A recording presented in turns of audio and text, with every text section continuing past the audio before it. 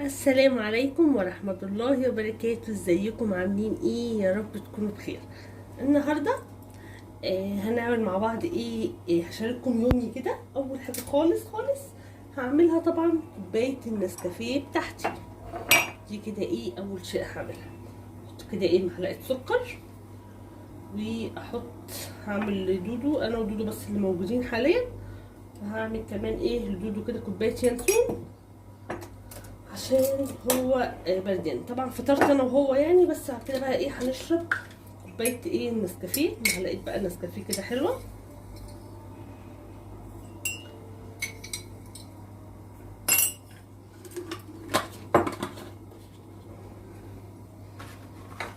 ونحط لدودو باكت اليانسون. حاولوا الايام دي تشربوا ولادكم سوائل دافيه كتير على قد ما تقدروا، عشان فعلا الفيروس اللي منتشر في الجو ده. تمام. وكمان الجو اساسا حتى لو مفيش فيروس منتشر، الجو اليومين دول مش حلو، فلازم تغيير الجو ده بيخلي الاولاد تتعب دايما، فلازم على طول نكون كده محافظين عليهم بالعسل، بالليمون، بالسوائل الدافيه. الحاجات دول مهمين جدا طبعا، غير الاكل ان على قد ما نقدر، على قد ما يقدروا ياكلوا حاجات صحيه ياكلوا. لكن طبعا انا عارفه ان الولاد بتعذب في النقطه دي، فاحنا نحاول نحافظ من الاتجاهات التانية. الصبح معلقه عسل عليها ليمون. مشروب دافي في يوميا، لازم يشربوا مشروب دافي ايا كان بقى الحاجه اللي هم بيحبوها. انا بعمل له دايما ينسون عليه ليمون. حافظوا على الموضوع دوت يوميا بجد، لان الموضوع بقى منتشر جدا جدا الفيروس. ولو قلت لكم حتى لو ما فيش فيروس منتشر، اللي الجو يبقى يوم حر ويوم هواء، انا ذات نفسي انا متدمره واخده دور برد فظيع. فمحل هم بقى كاطفال جهاز المناعه بتاعهم ضعيف. هنا بقى نحط اللبن على النار، تاخد بس كده بق ميه هنا عشان اعمل النسكافيه بتاعي. وهنعمل غدا كده مع بعض. انا نزلت كريم الدرس، نزل مع باباه. وهبتدي انا، جابولي من عند بتاع الخضار اللي في وشي، جابولي ملوخيه عشان كنت محتاجه ملوخيه عشان اعمل لهم. انا عندي فرخه وكنت محتاره مش عارفه اعمل اكل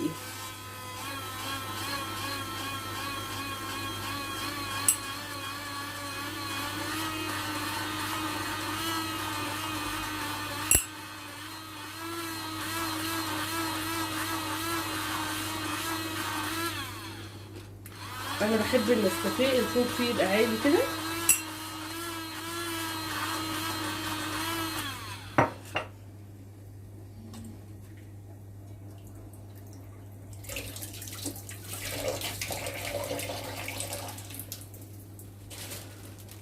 ففي بتاع خضار كده في وشي، خليت كريم طلع لي. بابا كان معايا، قلت له بس جيبوا لي ملوخيه وخلي كريم يطلعها لي. كريم طلعها لي واستكمل هو راح الدرس بابا وصله. وانا بقى هشرب النسكافيه بتاعي وابتدي اعمل الاكل. قطفت الملوخيه اهي، قطفتها وغسلتها.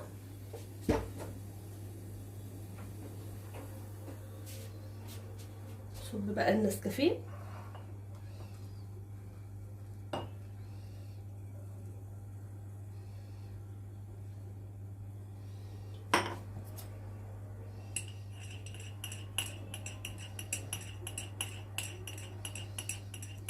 وهعمل بقى الاكل بسرعه عشان انزل اجيب ابني من الدرس.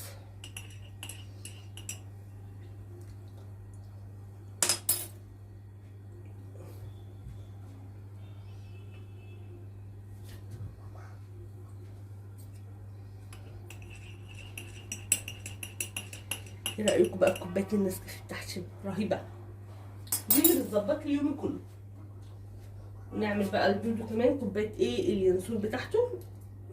الكاتل بتاعي بايظ، بصوا محتاسه، رجعت تاني البراد بعد ما شلته طلعته تاني. بس كده هشرب النسكافيه بقى وارجع لكم تاني. اتفضلوا معايا.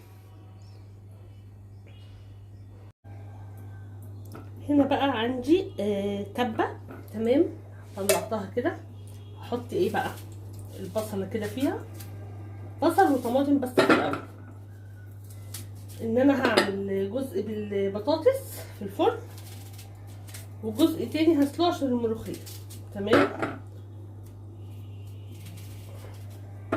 لان برضو عندي جزء بيحبوه مشوي، الفراخ بيحبوها مشويه في الفرن، وجزء تاني مش بيحبوها مشويه في الفرن،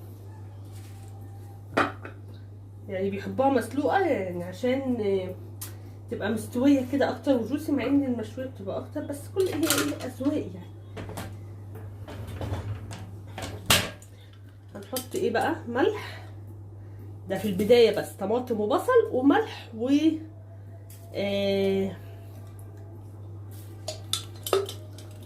ملح وفلفل اسمر فقط لا غير. تمام، ليه؟ عشان دي هتكون للشوربه، فاهمين قصدي ايه؟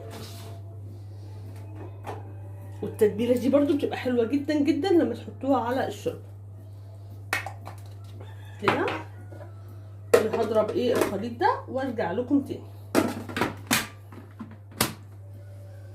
طبعا كل ده وانا ايه بشرب النسكافيه بتاعي.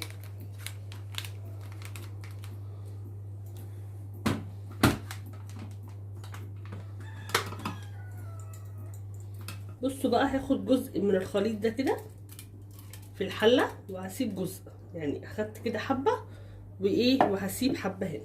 تمام، الفراخ بتاعتي مغسوله كويس جدا جدا. هبتدي ايه هنزل بالجزء اللي انا هسلقه.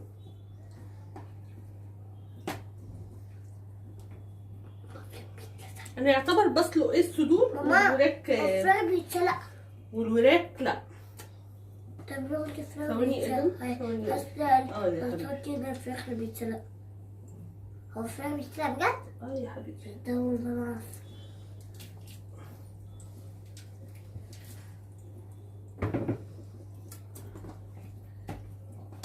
انقي كده ايه الصدور، احطها ايه تتسلق. اهم حاجه طبعا حاجتك تبقى مغسوله كويس جدا. بس كده، وهروح على النار. بس الاول بقى شايفين ده اقلبه كويس جدا مع الخليط ده كده، واروح اشوحه على النار، وبعد كده بنزل عليه بالميه. بتكون طعم الشوربه وطعم الفراخ بتكون طعمها حلو جدا ومتبله حلو جدا. شايفين؟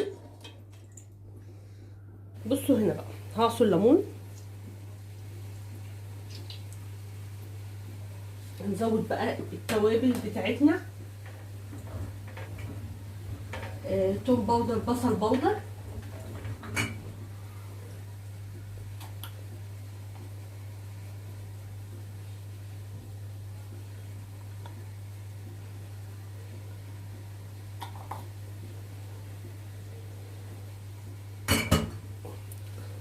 هنحط حبة كزبرة.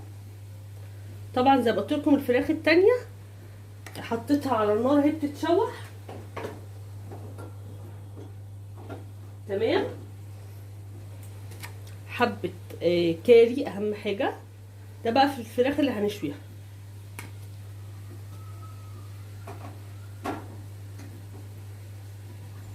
حبة كمون صغننين، حاجة لا تذكر يعني. طبعا احنا حطيتش في الاسمر، هي دي البهارات بتاعتي. وهحط حبة دبس رمان،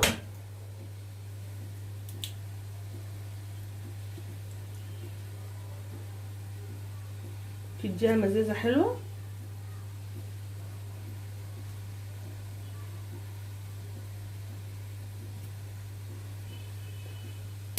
بس كده، دي كده تتبيلة الفراخ المشوية بتاعتي. عايزة تحطي عسل نحل حطي، بس انا هستكفى ايه بده.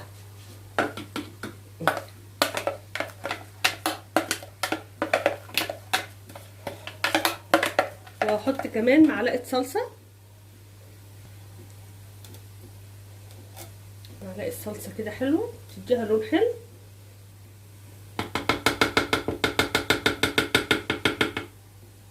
صراحه بتكون حلوه جدا جدا.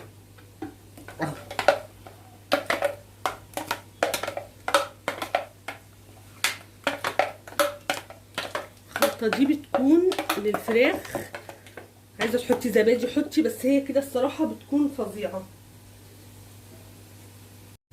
بصوا بقى ادي الفراخ بتاعتي، وهقطع بقى بطاطس كده واحطها تحتيها.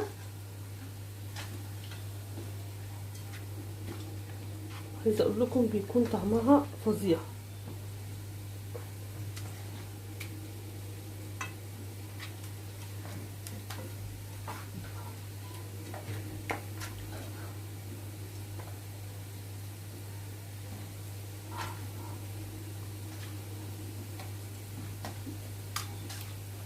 كده ماما كده، وهقطع بطاطس وشايله حبه من الخليط برضه عشان احطه على البطاطس. صراحه بتكون حلوه جدا. ودي الكبده ودي القنصه بحبها برضه بالخلطه دي. واروح بقى اسقط الميه على الفراخ. الفراخ كده اتشوحت اهي التانيه على النار، هروح اسقط الميه عليها. هنا بقى الفراخ اهي بتتسلق على النار. وبصوا قطعت بطاطس اهي وحطيتها تحت صينيه الفراخ دي، بس تاخد غلوه. اعمل منها بس شوربه عشان انا محتاجه الشوربه، وهاخدها احطها هنا تكمل سوا، لان اللي في الشوربه الصدور، فالصدور طبعا بتاخد سوا اكتر من الوراك. فانا كده استفدت، عملت شوربه وفي نفس الوقت هعملها ايه بنفس الطريقه. اسفه جدا. هنا بقى هعمل الرز، عشان لما اعمل الرز كده خلاص الاكل بتاعي هيكون خلص. هروح بس اعمل ايه، هروح انا غسله الملوخيه وسايباها بقى تنشف، هروح على طول اخلص عشان الحق انزل اجيب كريم الدرس.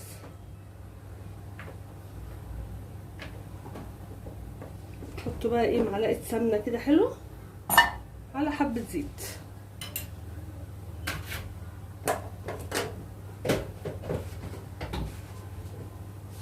وهحط الرز ايه يتغسل.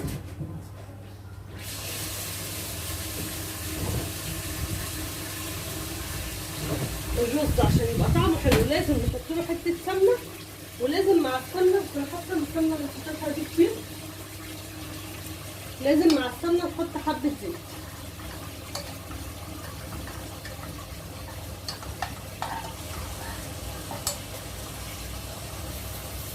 عشان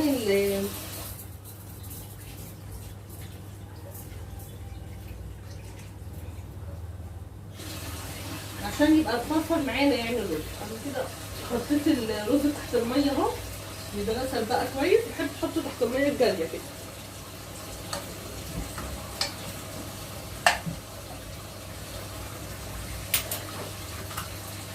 احط بقى حبه زيت كمان،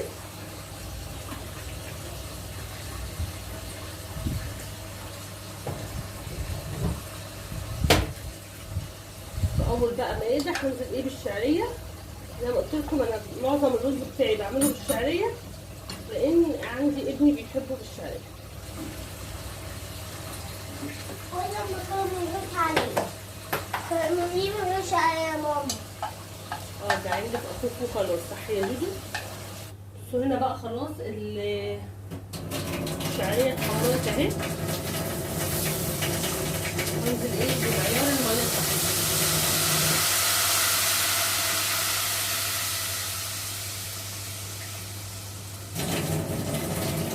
انا زي ما قلت لكم انا لما بطبخ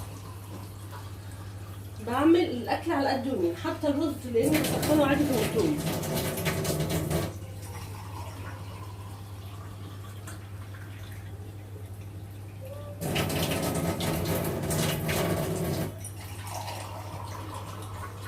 الرز السايب ده انا ما بلاقيش رز في الخله، بحس ان هو بيحتاج ميه زياده. يعني لما بحط له معيار الميه مظبوط بيطلع نايم، بيبقى عايز ميه زياده.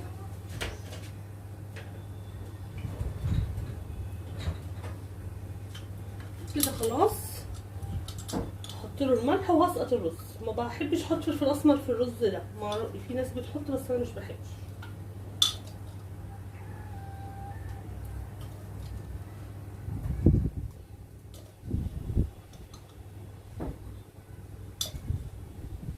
انا يعتبر عامله كيلو رز.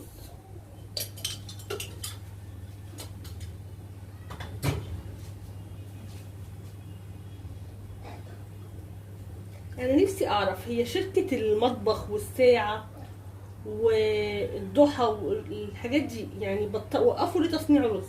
هتجنن وافهم بجد ان انا اصلا ما بحبش الرز السايب.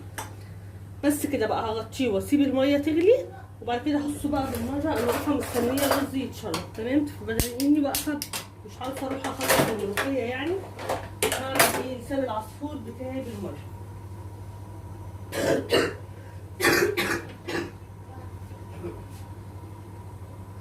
بس يا جماعه والله على الكحه دي حقكم عليا بجد.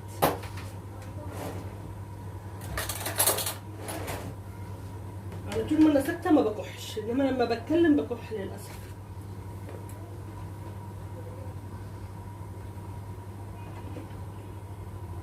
احط ايه معلقه سمنه كده بما اني واقفه مستنيه الرز يتشرب، فاعمل لسان ايه عصفور بالمره.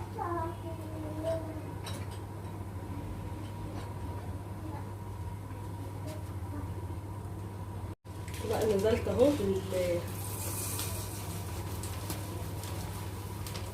لسان العصفور، هكتر بقى عشان ايه احنا كلنا بردانين.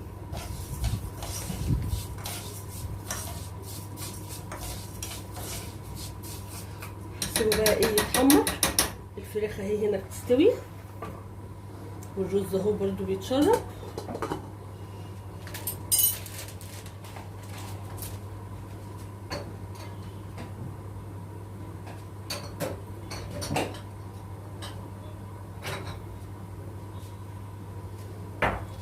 بقيت الكيس بقى في البرطمان واشطب اي حاجه في المطبخ كده ايه وانا واقفه. في كده الحله بتاعت الشوربه كنت بصفياها والمصفى وبتاعت الرز، مصفى الرز وكده. هغسل بقى كل ده كده ايه عقبال لسان العصفور بتاعي ما يتحمر. لما يتحمر هرجع لكم تاني. شوفوا كده خلاص لسان العصفور بتاعي اتحمر. هاخد بقى الشوربه بتاعتي وهنزل ايه عليه كده.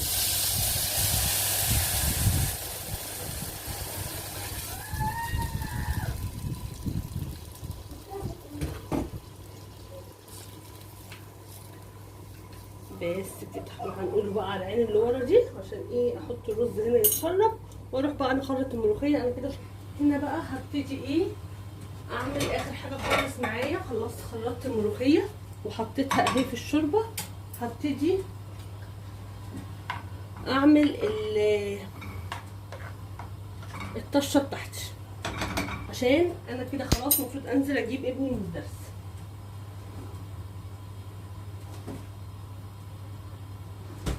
بصوا طبعا انا خلطت ملوخيه وقطفتها وكل ده وابني في الدرس، فانا ما جبتش خالص في عمايل الاكل.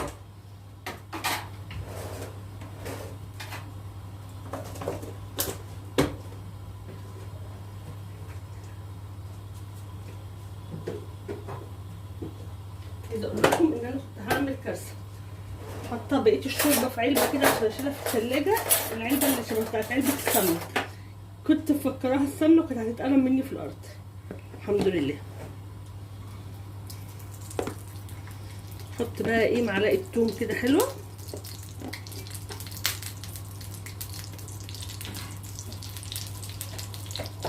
قسم معلقه سمنه.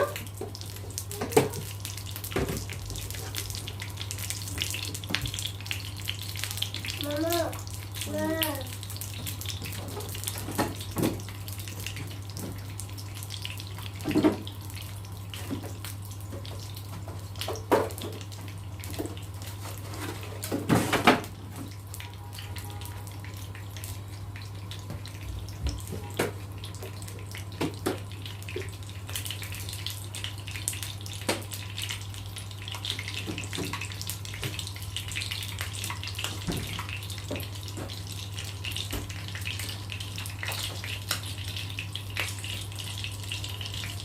قلنا اهي تحت قدحت.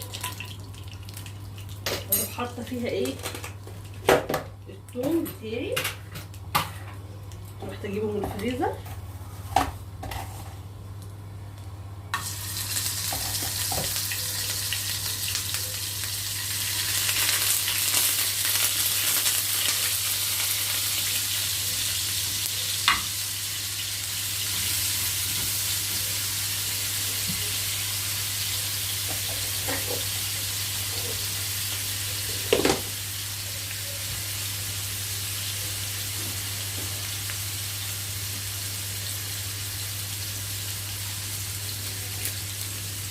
دي عايزين مرقه كده برضه بتديها طعم، احطها ايه عشان ما تتحرقش.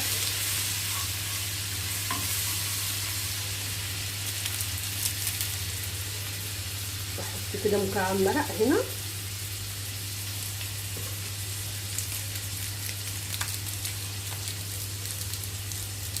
وبرضه هحط مكعب مرق في شوربه لسان العصفور.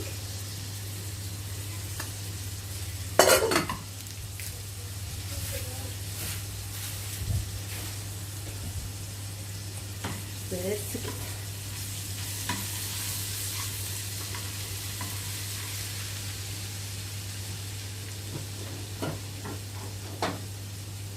حبة بقى كزبرة حلوين كده، ونقلب بقى التومة مع الكزبرة.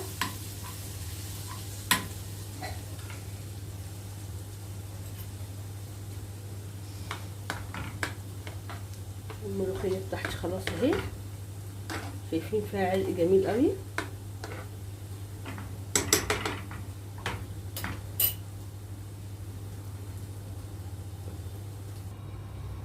بقى كده خلاص اهي الملوخية ايه يا دوبك كده، يعني حسيت خلاص اللي هي داخله على الغليان. انا الصراحه كنت وطيت النار على التومه عشان كنت الملوخيه كنت حاساها لسه عايزه تغلي، يعني مش تغلي تدخل على الغليان، عشان كده ايه وطيت على النار. بسخنها بقى تاني اهي.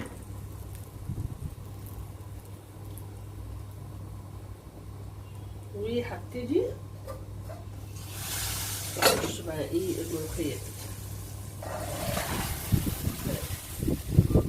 كده. خلص الاكل بتاعنا وبقى فل الفل. شايفين لون الملوخيه؟ شايفينها؟